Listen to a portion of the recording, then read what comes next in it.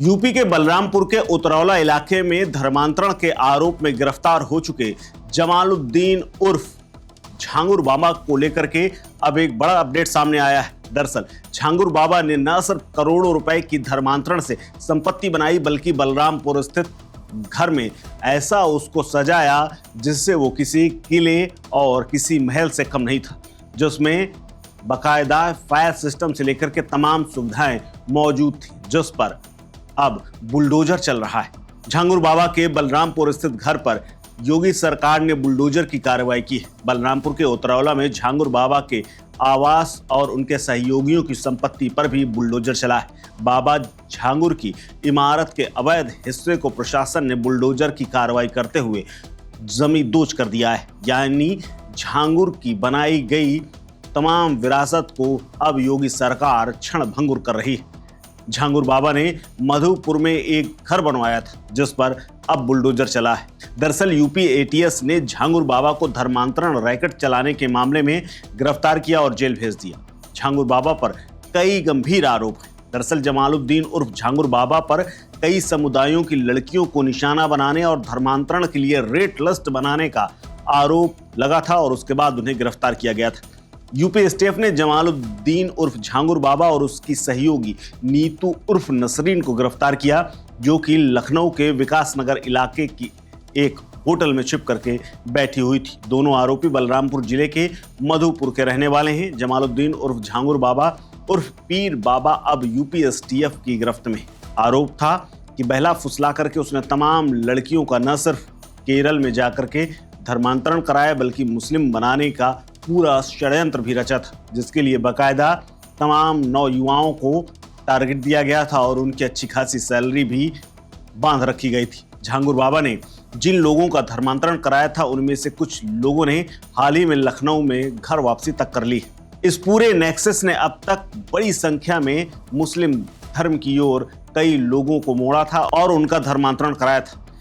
इन सभी के करीब 40 से ज्यादा लोगों के पास से बैंक अकाउंट से 100 करोड़ रुपए से ज्यादा का लेन देन हुआ था, जिनमें से ज्यादातर खाड़ी देशों से इन अकाउंट्स में पैसे भेजे गए थे। झांगुर बाबा ने 40 बार इस्लामिक देशों का दौरा किया। धर्मांतरण कराने वालों को जाति के हिसाब से पैसे दिए जाते थे, खास तौर पर लड़कियों को निशाना बनाया जाता था। अब पूरे राज्य में इसको लेकर के गुस्सा है। इस पूरे धर्मांतरण केस के खुलासे से न सिर्फ यूपी में हड़कंप मचा हुआ है, बल्कि तमाम लोग आक्रोश में भी हैं। यूपी राज्य महिला आयोग के अध्यक्ष बबीता चौहान ने इसे सुनियोजित साजिश करार देते हुए ये कहा है कि हमारी बेटियां कोई प्रयोगशाला नहीं है जहां धर्मांतरण की जहरीली सोच का परीक्षण।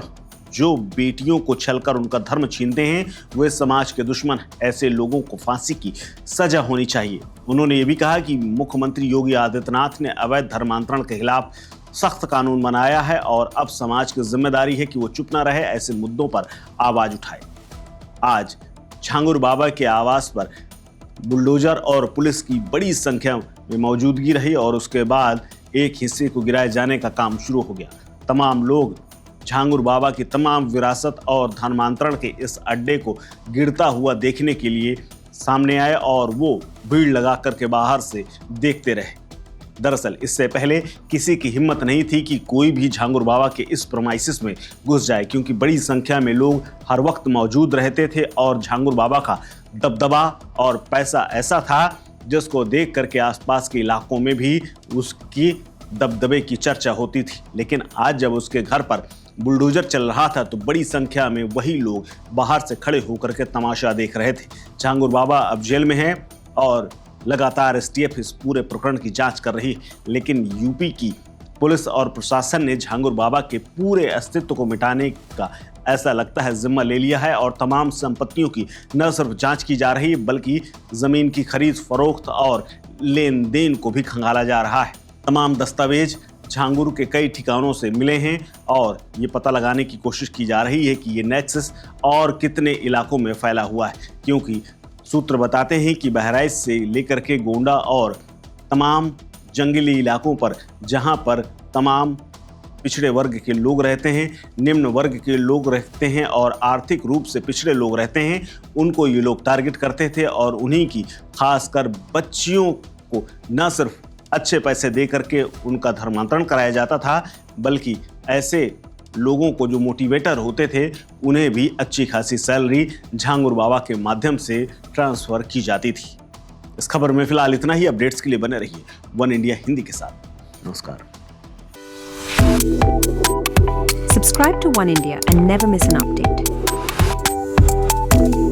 Download the One India app now.